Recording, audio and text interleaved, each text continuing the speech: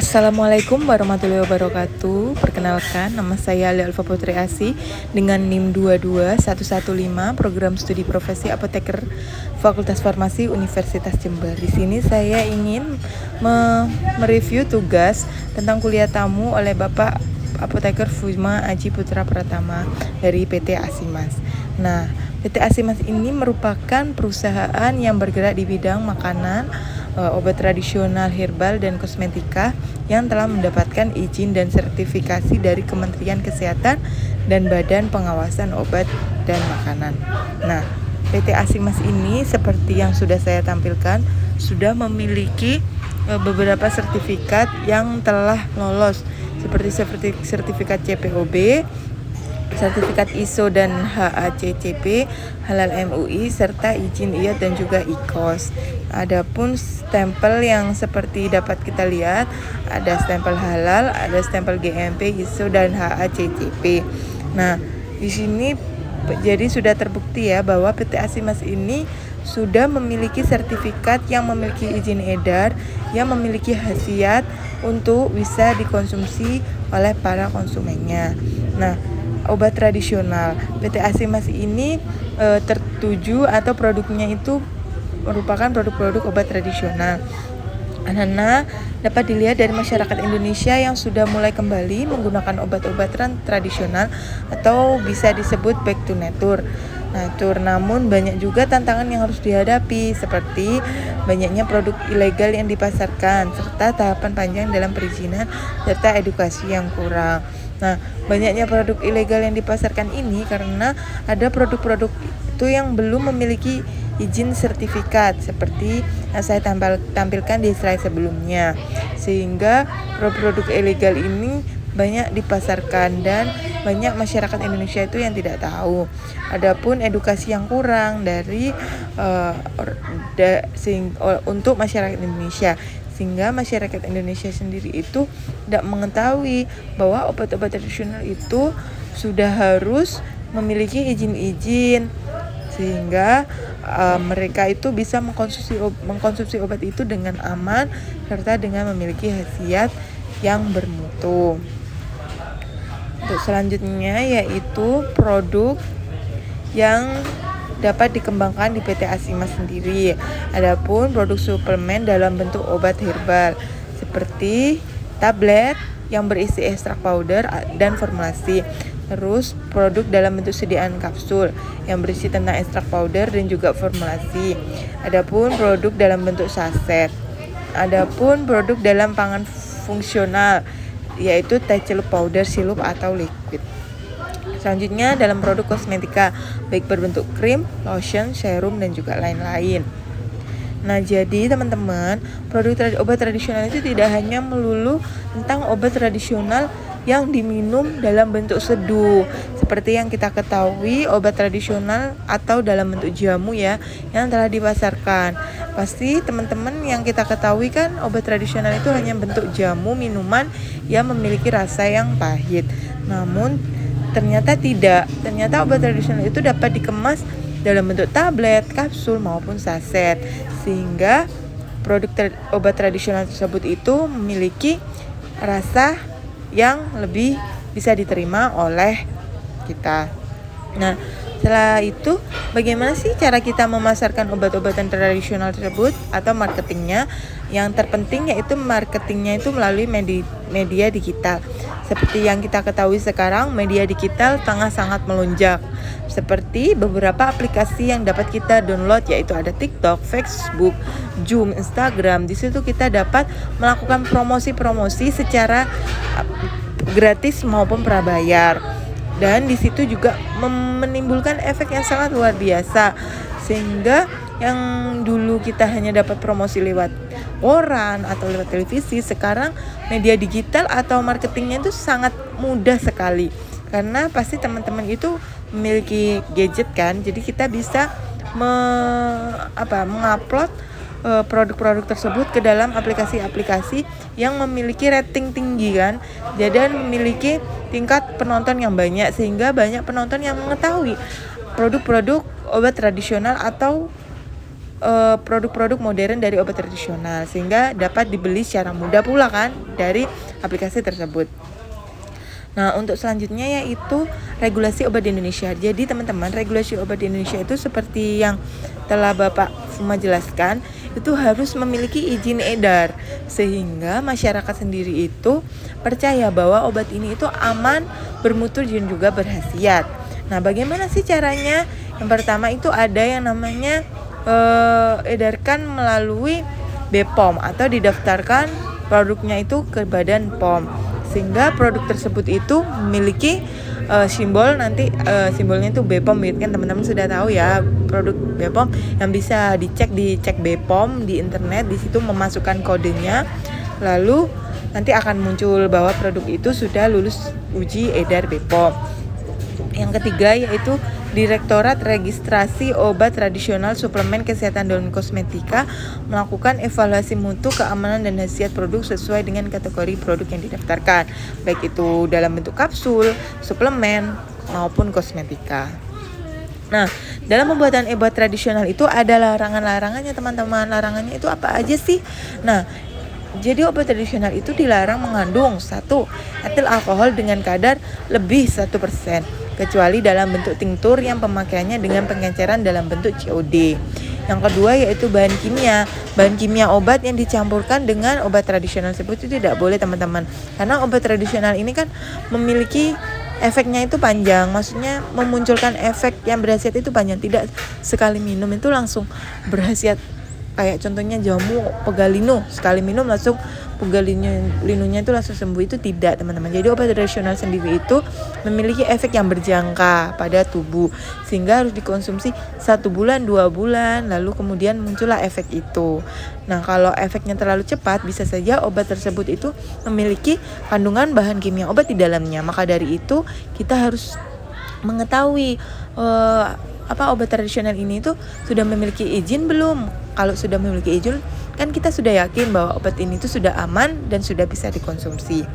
Selanjutnya yaitu larangan dalam OT itu dalam narkotika atau psikotropika. Yang keempat yaitu bahan lain yang berdasarkan pertimbangan kesehatan dan atau berdasarkan penelitian membahayakan kesehatan. Kemudian menggunakan tumbuhan dan atau hewan yang dilindungi. Nah, itu kan bahan-bahan yang dilarang dalam obat tradisional teman-teman. Adapun bentuk sediaan yang dilarang, ternyata tidak bentuk sediaan itu diterima dalam obat tradisional ya. Jadi ada bentuk sediaan itu yang dilarang. Contohnya yaitu dalam bentuk intravaginal, dalam bentuk tetes mata, dalam bentuk parenteral, dalam bentuk suppositoria kecuali untuk wasir.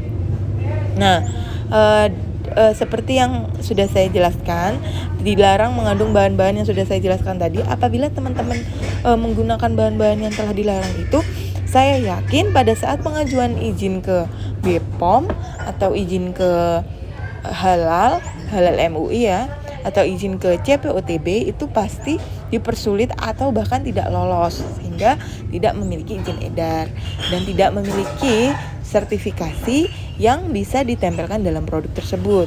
Apabila tidak memiliki sertifikasi atau sertifikat dari regulasi-regulasi tersebut, maka itu akan mempersulit PT tersebut untuk mengedarkan obat-obatannya. Karena apa? Karena yang pertama, BPOM pasti akan sering berkunjung ke dalam PT tersebut. Lalu BPOM akan bertanya kan, ini sudah memiliki izin edar belum?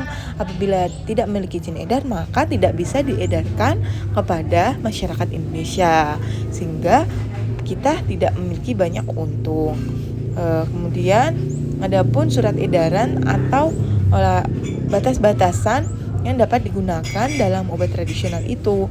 Di dalam obat tradisional bisa menggunakan bahan pemanis, bahan pengawet maupun pelarut.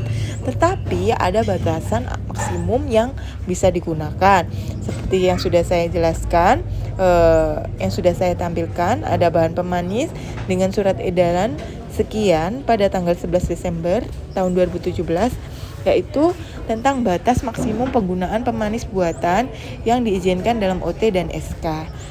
Di sini contohnya yaitu batas maksimum natrium siklamat yaitu 1250 mg per kilogram.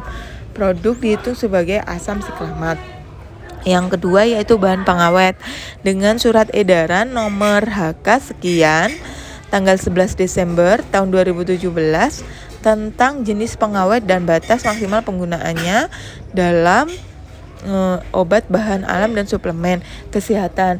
Contoh asam benzoat dan juga natrium benzoat. Jadi batas maksimumnya yaitu 2000 mg per kilogram produk dihitung sebagai asam benzoat.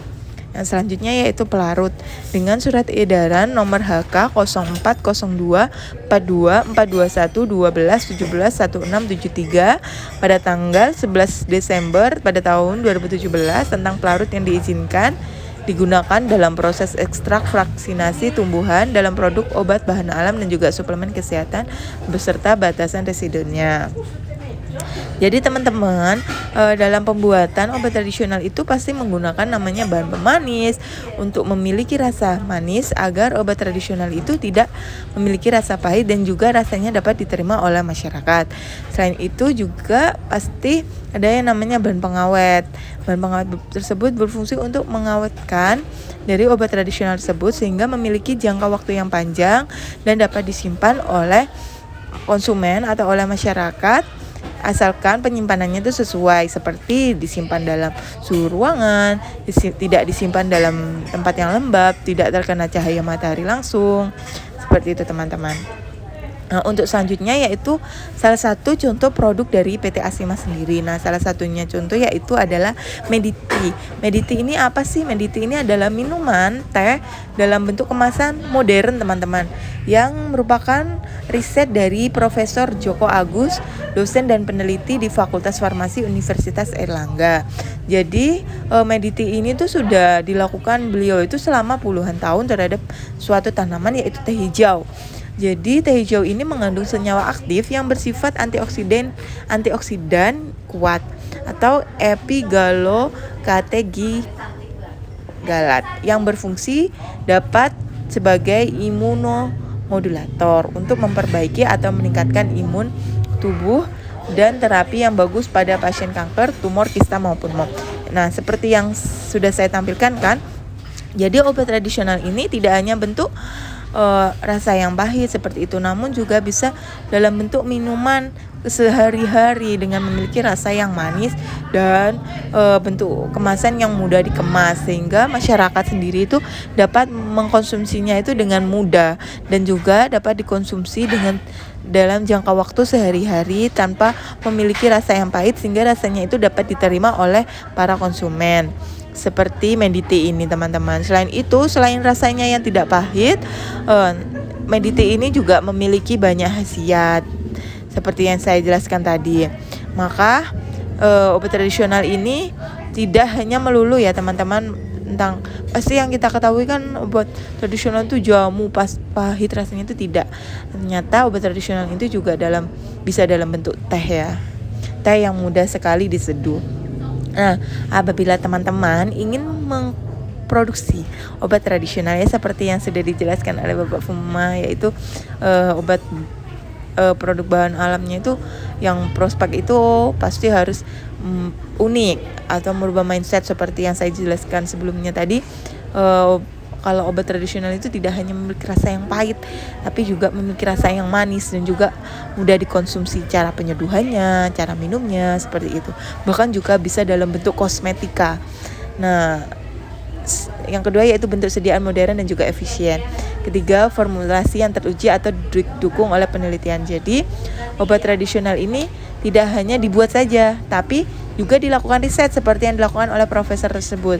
Dilakukan risetnya selama puluhan tahun sehingga mengetahui khasiatnya, kandungannya apa saja yang ada di obat tradisional tersebut, lalu dibuat dalam bentuk kemasan, lalu dapat diedarkan kepada masyarakat sehingga masyarakat sendiri itu bisa menerima obat-obatan tradisional ini. Yang ketiga yaitu selanjutnya yaitu segmentasi, yaitu segmentasinya itu harus dibutuhkan oleh kalangan umum. Seperti teh tadi kan, pasti kalangan umum itu pasti butuh minuman teh seperti tersebut. Yang kemudian dibutuhkan oleh komunitas, lalu fokus kepada konsumen.